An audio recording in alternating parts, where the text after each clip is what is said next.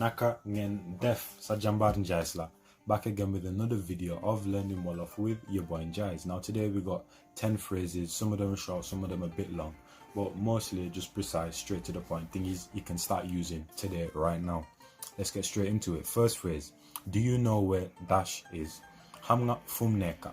Hamnga fum neka. Do you know where dash is? Now you could put an object in there, a person, whatever you want. Let's say you're looking for your brother or someone by the name. Do you know where, let's say, Simon is? Hamnga Simon fum neka. Hamnga Simon fum neka. Do you know where dash is? Hamnga fum neka. Phrase 2. I never thought of that. Lolu musumako helatsa. Lolu musumako helatsa. I never thought of that. Lolu musumako helatsa. Phrase 3.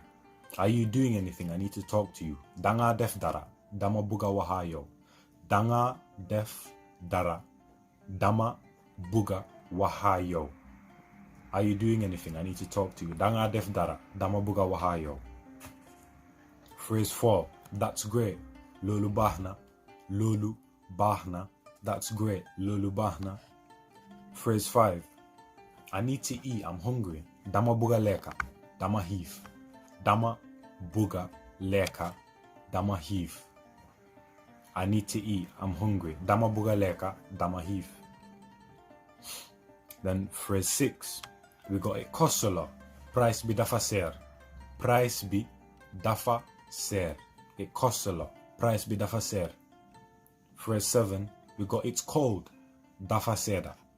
Dafa seda. It's cold. Dafa seda. Phrase 8. We got it's hot. Dafa tanga. Dafa tanga. It's hot. Dafa tanga. Phrase 10. We got I'm going to work. Mange dem ligay. Mange dem ligay. I'm going to work. Mange dem ligay. Sa jambar Njaisla. Bebenen yon.